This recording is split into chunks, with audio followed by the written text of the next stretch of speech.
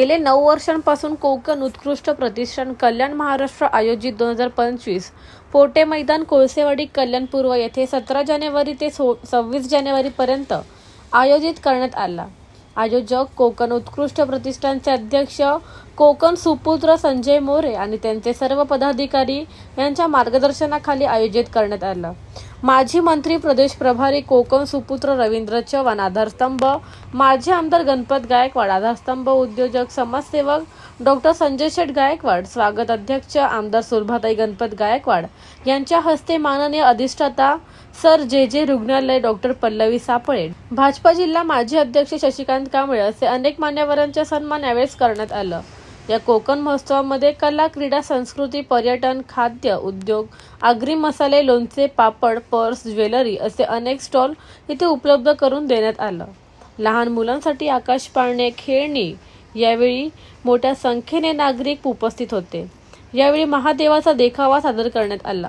The bureau report, discovery TV news. मला बोलायला संधी दिली नसती तर मी मागून घेतली असती, कारण का मला एकच सांगायचं, मी राहते मुंबईत परळला, 3 तास प्रवास करून जेजेहून इकडे आले, पण आल्याचा मला खूप आनंद होतोय। आणि मी म्हटलं तसं मी परळला राहते तर मालवणी जत्रा, कोकण महोत्सव पाहिले, पण एवढा भव्य दिव्य मी खरंच पहिल्यांदा बघते। त्यामुळे आयोजकांचं मनापासून अभिनंदन। एक फक्त करेक्शन करायचं आहे, तर नागपूर पॅटर्न नव्हता, तो सांगली पॅटर्न होता।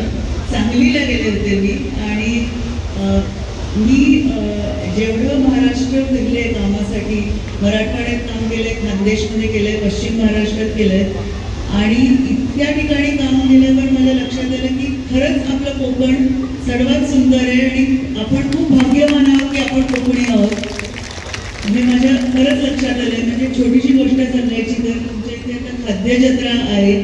मी मराठवाड्यात शेवभाजी नावाचा प्रकार खाल्ला, तर ते शेवभाजी का करतात, कारण त्यांच्याकडे बरेच महिने काही ताजंच नसतं, ना पालेभाजी असते ना काय असतं।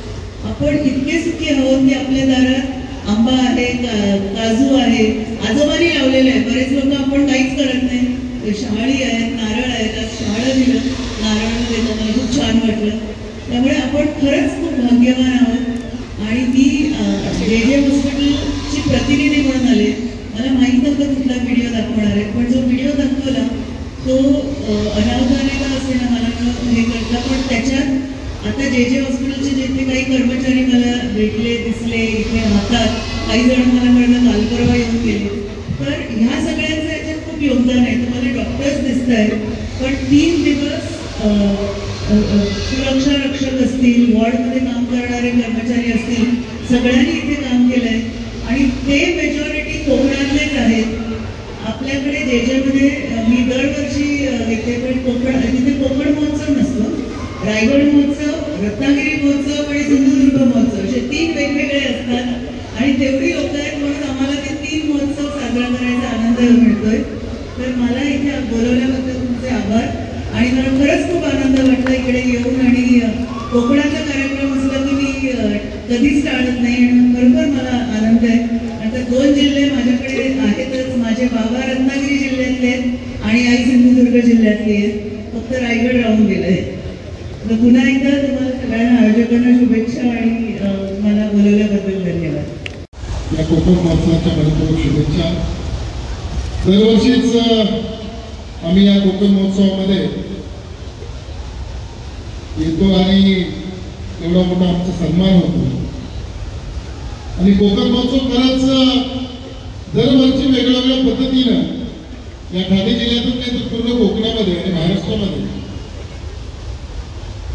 गेली 9 वर्ष सातत्यानं आदरणीय गणपतजी गायकवाड साहेब, सुलभाताई गायकवाड, या कार्यक्रमाचे प्रमुख आयोजक माननीय संजयजी मोरे, सुभाषजी मस्के, दीपक गायकवाड आणि सगळेच मंडळी खूप चांगलं या ठिकाणी नियोजन करत असतात। महाराष्ट्रातल्या कार्यकर्त्यांना आणि महाराष्ट्रातून या कल्याणपूर्वमध्ये वसलेल्या सर्व नागरिक बंधू भगिनींना या ठिकाणी या कोकण महोत्सवाचा आनंद घेता येतो, आणि कोकणातल्या लोकांना पण वाटतं की आपलं कोणतरी आहे इथं जे कार्यक्रम करते। आज जे जे रुग्णालयाच्या अधिष्ठाता आदरणीय सापडे मॅडम इथे उपस्थित आहेत आणि सर्वच आमदार काही उपस्थित आहेत, आपण सर्वजण उपस्थित आहात.